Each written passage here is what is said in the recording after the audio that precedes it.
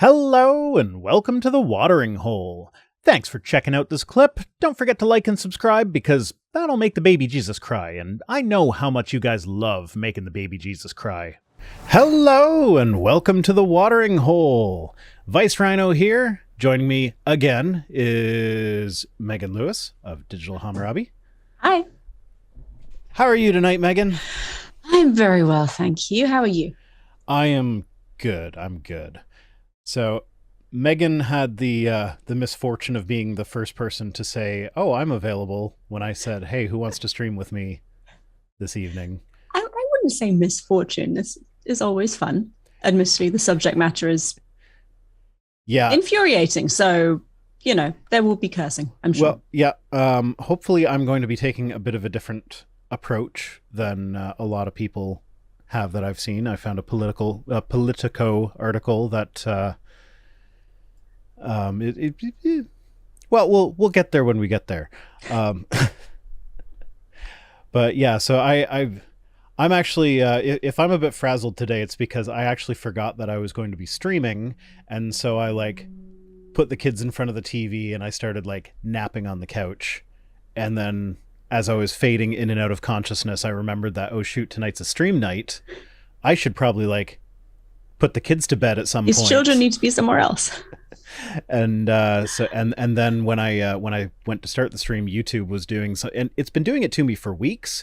It used to just be if I reused stream settings from a previous stream, it would happen. So I was just like, okay, well, it's a pain in the butt to create a new stream every time, but fine, whatever. So I create the new stream, but I create the stream and it says, oh, sorry, after you go through and put everything in, it then just deletes all of that and says, oh, sorry, we couldn't create this for you. So I tried scheduling it. It couldn't create it. I tried on my other channel. It couldn't create it.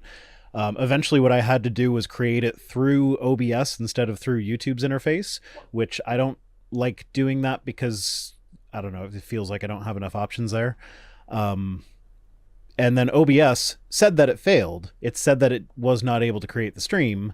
But then when I went back into Creator Studio, there was a stream there that was kind of half created.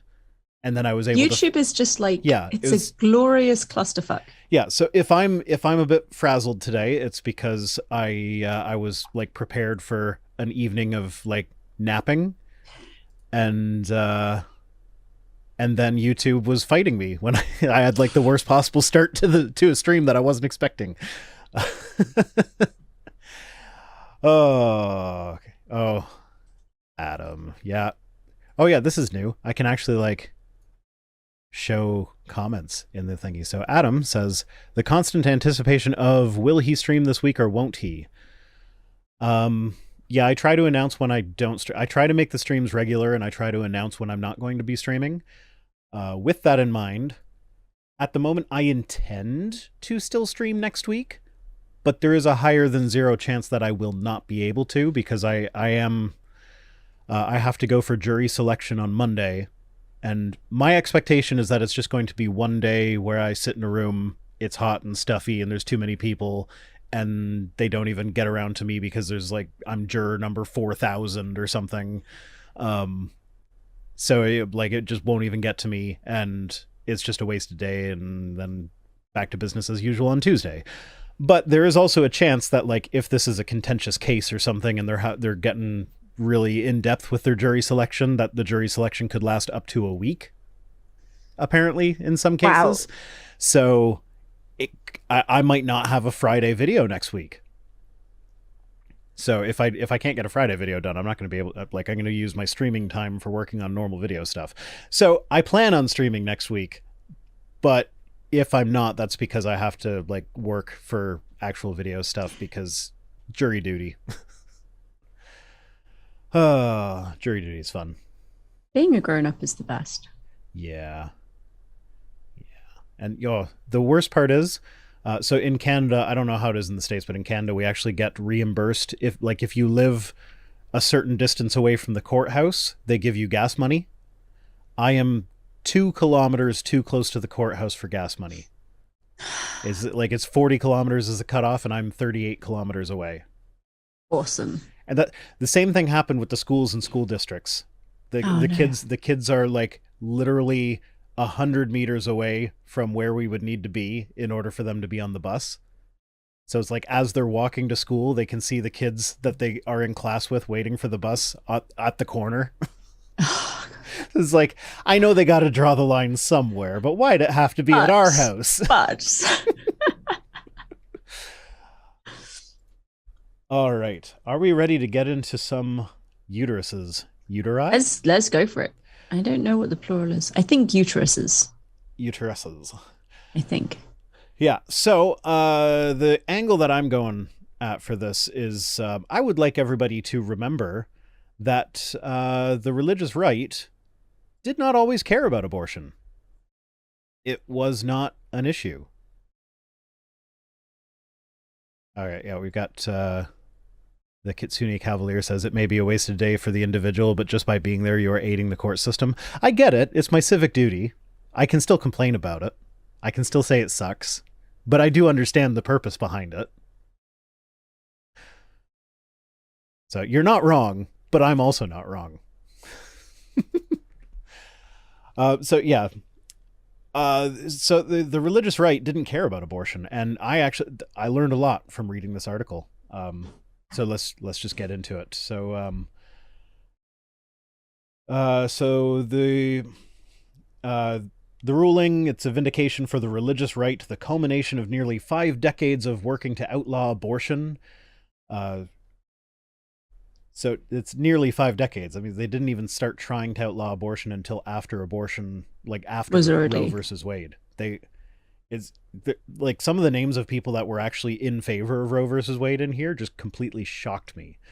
But so if we look at the history of the movement, white evangelicals in the 1970s did not mobilize against Roe versus Wade, which they considered a Catholic issue. It was mostly the Catholics that were against it. against that. The evangelicals didn't care. And evangelicals and Catholics typically don't get along very well together. Like that's Generally speaking. where you find the Jack Chick things, where the Catholic Church is actually the beast of Revelation. So yeah, the thing that the religious right, or the evangelicals rather than the Catholics, were kind of fighting for in the 1970s was they were defending segregation. They were fighting against the Civil Rights Act. And that includes Jerry Falwell's Bob Jones University. Also a very poor choice. And like Yeah. discrimination and just discrimination in a different direction. Yeah, no, this kind of shows how they've always been garbage. Yeah. But they don't actually care about what issue they're being garbage about. They just need to have something to be garbage about. Yeah. Control people in some way. We have Seidel is fucking awesome. Love that guy. From LFC 1892. Andrew Seidel is pretty awesome. He is. I imagine, yeah, I am already kind of aware of this. Like I was aware of this before this article, and I think I got that from his book on the founding myth. I don't recall though. But yeah, Andrew Seidel is pretty awesome. So what they're saying is that the abortion myth is the fiction that the genesis of the religious right was in opposition to abortion.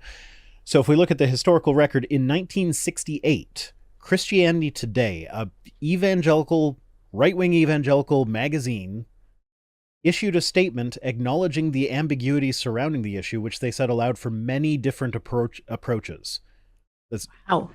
Even if they come out against it, just saying that it's ambiguous and there are a lot of different approaches. That's shockingly nuanced for an evangelical publication. Yeah.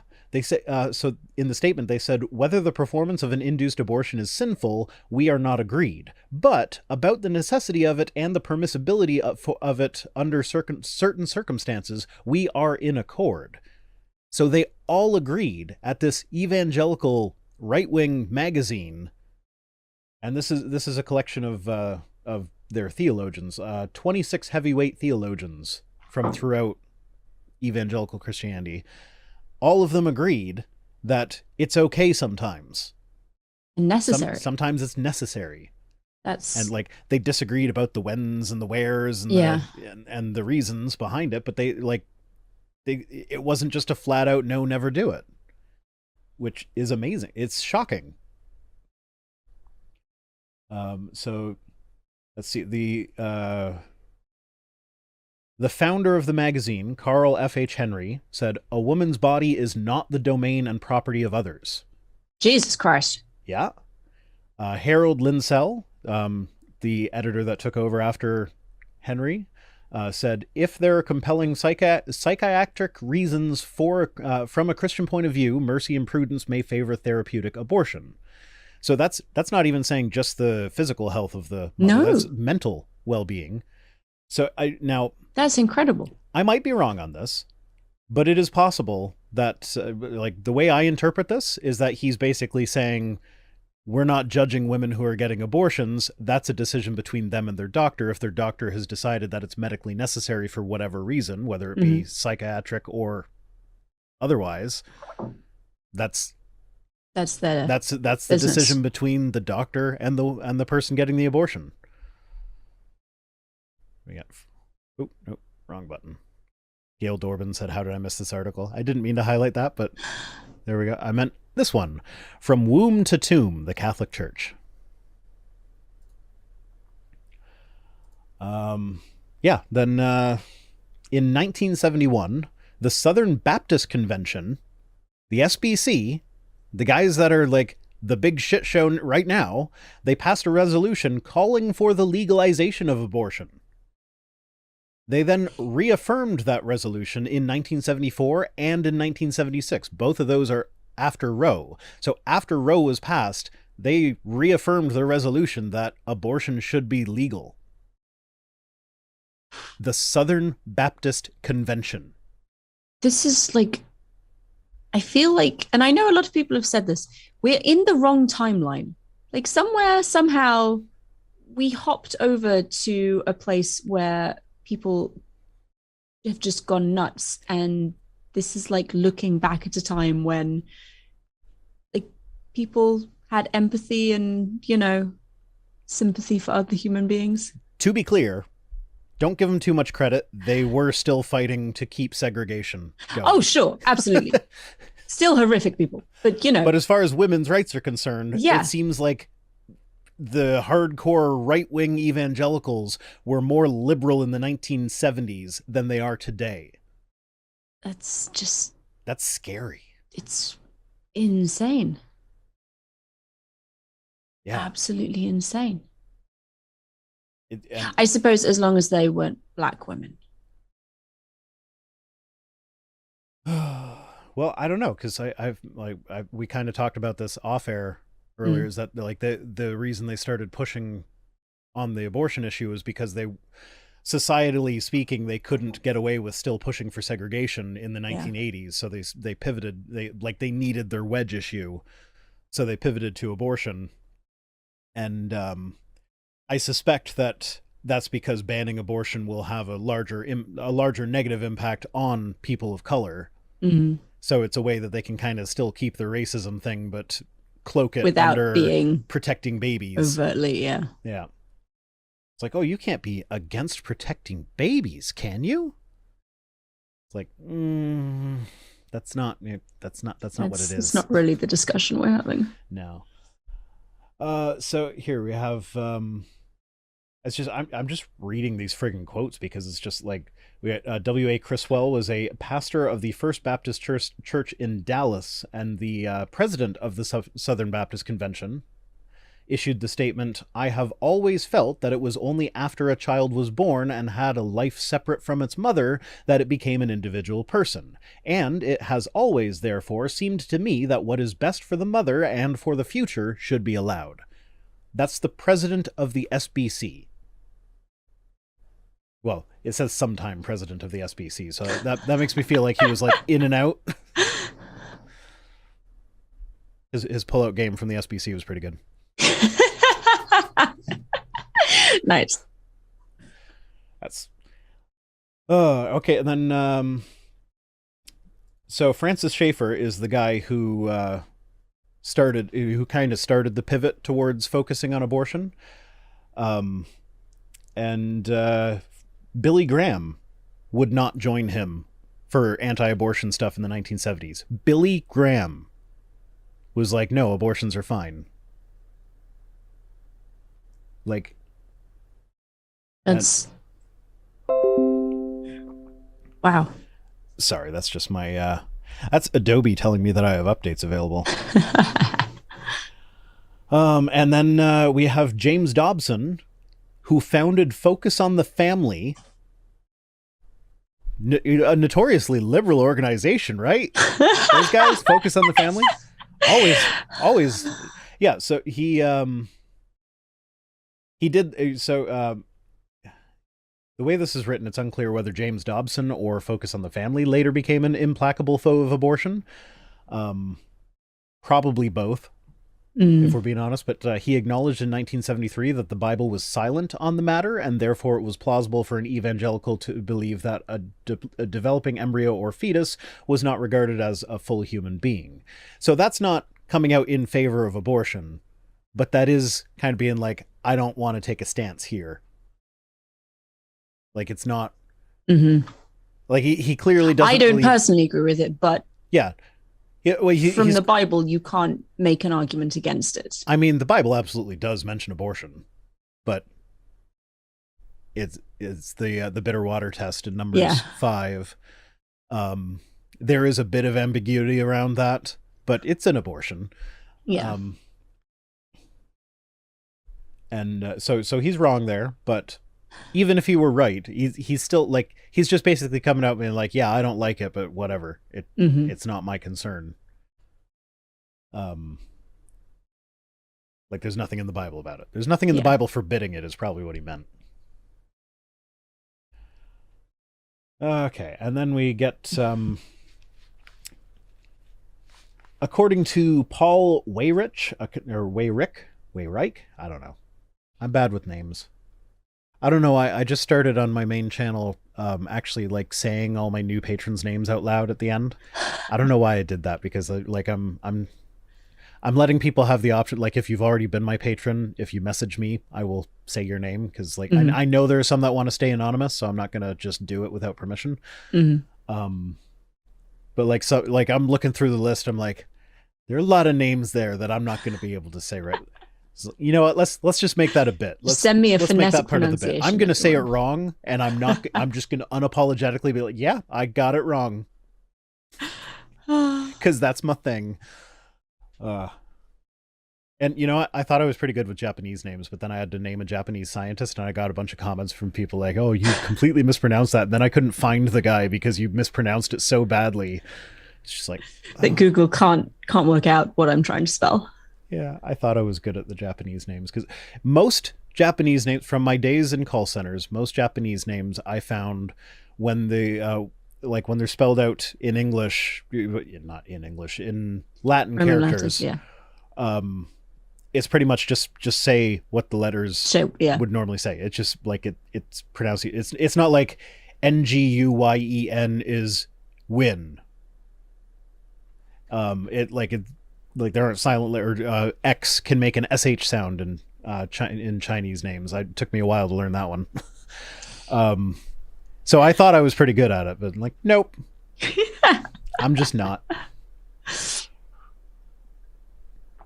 So Jerry Falwell Sr., the original Jerry Falwell, not the pants open Jerry Falwell. Well, I mean, maybe, but not on social media at least. He was like, so in the 1970s, the IRS started rescinding tax exempt status of whites only segregated academies, of which Bob Jones University was one, which is Jerry Falwell Sr. He called the civil rights movement the civil wrongs movement, Oh, how funny. because he's clever. Oh, very witty. Very witty. His place was segregated until 1967, and so like the main, it was tax things. They were opposing anti-segregation stuff because they wanted to keep tax money and because they didn't want to let black people in. And so when the IRS started cracking down on that around the same time as Roe versus Wade happened and people started, like, abortions started getting national attention, that's when, sorry, I'm skipping the, like, a lot of this is just kind of outlining the, like, some of the history of the other cases, but I'm just gonna, I'm skipping to the meat. So in 1978, the midterm elections in 1978, that's when the Weirich guy started noticing that the Catholics were handing out these anti-abortion pamphlets. And then in 1980, Ronald Reagan addressed the nation, or he addressed an evangelical group in Dallas. And when he brought up all of the right-wing talking points that we think of as right-wing talking points, is like he brought up creationism. He was talking about how the Bible was the one book that if he were stranded on a desert island, that would be the one book that he would want. He criticized the decision for the IRS to remove tax-exempt status from segregated institutions. He didn't mention abortion once. But this Weirich guy, when he noticed that the let's see, maybe I should have highlighted some of that, but yeah, I'm not sure where that is in here. But in one of the elections where the Democrats were favored to win very, very strongly, the Catholics were sending out their leaflets and whipping up their base to to action. That election had very low turnout, much lower than expected. And so as a result of the lower turnout, the Republicans won where the Democrats were expected to. Seems kind of familiar. Recent. Where have we seen this before? Yeah. So this is, and that's kind of a tangent issue where I want, like, I have been vocal about this before, and I know there are people that are probably watching now that disagree with me about this, but as much as it hurts, vote. Voting is important. God, get out and vote. Even if your Democratic guy that your only choice for the Senate is Joe Manchin, vote for fucking Joe Manchin. He's an ass. We don't want Joe Manchin. We want someone better. Vote for someone that's not Joe Manchin for the primary for that. But if it ends up being a choice between Joe Manchin or a Republican, like, yeah, Joe Manchin sucks ass, but he's better than a Republican. Whatever the Republicans are going to be feeling. Yeah, no, I likely. was about to give Liz Cheney a pat. No, she's got a terrible track record. Just because she's doing one thing right doesn't mean. Yeah. But yeah, and that's the thing. What I've been saying is that, like, the Republicans are actively trying to take us back and regress our, like, take away rights. I say us, I'm Canadian, so I'm largely insulated from this. It is bleeding up, and we do still have to be aware of this and not get complacent. But, like, if you guys turn into Gilead, that's not going to hurt me too much personally, aside from the fact that I have friends down there that I care about. But yeah, so, like, it's better to vote for the people that suck and are not advancing as fast as you might like than it is to not vote for them and then allow the people that are going to be actively stripping you of your rights into office to get in power, because they have a fired up base that will come out and vote. Yeah. And yes, the system sucks. Absolutely, it sucks. I'm not going to contest that. No. Like, there are a lot of suggestions for how the system could be made better. One of the ways that it can't be made better is by not voting and letting the people that are going to be making it actively worse into office. Like, that's not how this gets better. And this is probably the hardest argument for me to have, because I understand the other side so well. I get that the idea of choking down a vote for Joe Manchin feels terrible. It feels like shit. I get that. I would not want to vote for that guy, but it's, I don't know, like, it's demoralizing and it's depressing, but also, like, the Republican Party has been showing everyone where they're going for a really long time, and people have been saying this is what they're doing for a long time, and everyone has been, well, not everyone, a lot of people have been responding with, oh, it's not really happening. Yeah. You're worrying over nothing. And now it's happening. Like we can see the rippling effects of what they've been doing for years. And now is really not the time to say, oh, well, I don't like that the Democratic Party aren't as liberal as I would prefer. Yeah. So Scott I mean, I can't even vote and I live in this country. So for the love of God, please right, stop them taking my rights away. So Scott Dillahunt says, we do have two parties fighting to see who can kiss Republican ass the most, though. Yes, but there is a difference between the two parties. One of them is fighting to see who can kiss their asses in the sense that they like they've gotten these rural Republicans to like vote against their own best interests, and then they will execute their own like the not against like the against their best interest things when they get in. Like they'll do stuff like cut taxes and cut programs and stuff that would actually be helping these people. The other ones will try to appeal to them by being centrist, by being Joe Biden's boring old guys who don't look like they're going to make a lot of changes, but the changes that they do make are going to be in the right direction, at least, even if they are small. It's like Joe Biden has accomplished some things, it not as much as anyone really would like, but you can't tell me that 4 more years of Trump would have been better than Joe Biden. It's like we're seeing the fallout from the first 4 years of Trump. Yeah. And anyone who there is a tangible difference between the two parties. Yes, the lesser of two evils choice sucks. Still sucks. But the fact of the matter is that one of them is a lesser evil. And in fact, sometimes they do good stuff. And also, like, primaries are important. Pay attention to the primaries, vote in the primaries, because just having people like Bernie and who was the UBI guy? Was it Andrew Yang? I don't know. I think it was Yang. Having him on the stage, that opened the door for discussion for UBI. It pushed the conversation further to the left. So like Joe Biden, as soon as he got in, he signed a bunch of executive orders that were a lot more progressive than a lot of people thought he was going to do.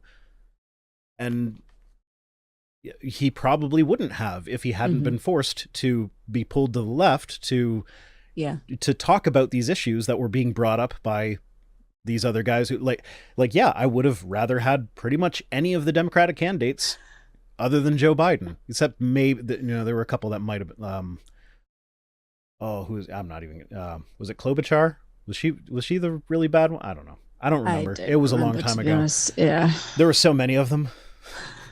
But most of the people there were further left from Biden. They pulled the conversation to the left. He had to address these things that are things that people care about now.